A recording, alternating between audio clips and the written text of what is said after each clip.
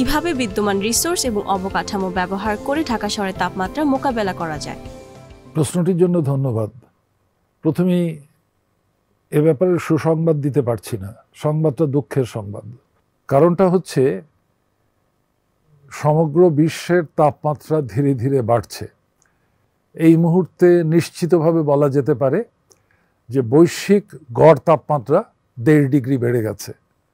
তার সাথে যেটা হচ্ছে, এই তাপমাত্রা বাড়ার কারণে বাতাসের সার্কুলেশনটা বদলে যাচ্ছে।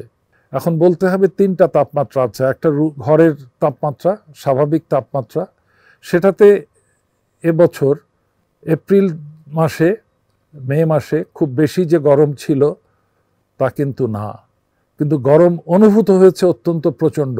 সেটা হচ্ছে বাইরের যে তাপমাত্রা, বাতাসের যে তাপমাত্রা। যেমন হয়তো ঘরের তাপমাত্রা ছিল 36 ডিগ্রি, বাইরের তাপমাত্রা ছিল 42-44 ডিগ্রি সেন্টিগ্রেড। এর সমাধান হচ্ছে এই গরমের মধ্যে, এই কড়া রোদে না বের হনো। বাইরে বের হওয়া যাবে না। যদি রোদে কোনো কাজের জন্য যেতে হয়, তাহলে আধা ঘন্টা রোদে থেকে আবার ছায়ার মধ্যে চলে আসতে হবে। কারণ এই রোদের কারণে, এই প্রচণ্ড গরমের কারণে, আবারও বলছি, ঘরের তাপমাত্রা কিন্তু কম, বাইরের তাপমাত্রা অত্যন্ত বেশি। এটাকে ম্যানেজ করতে হবে। কিভাবে ম্যানেজ করতে হবে? বাইরে গেলে অল্পক্ষণের মধ্যেই ছায়াতে চলে আসতে হবে, পানি পান করতে হবে।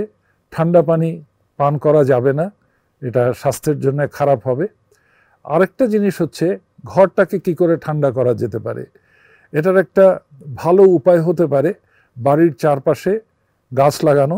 গাছ লাগালেই তো সাথে সাথে এটা বড় হবে না, কিন্তু এখন থেকেই যদি প্রস্তুতি নেওয়া যায়, বাড়িতে যতটুকু জায়গা আছে সেখানে বড় আকারের গাছ, যেটা 30 ফুট, 50 ফুট, 60 ফুট হতে পারে, এইরকম একটা গাছ লাগানো, ঘন পাতা সম্বলিত।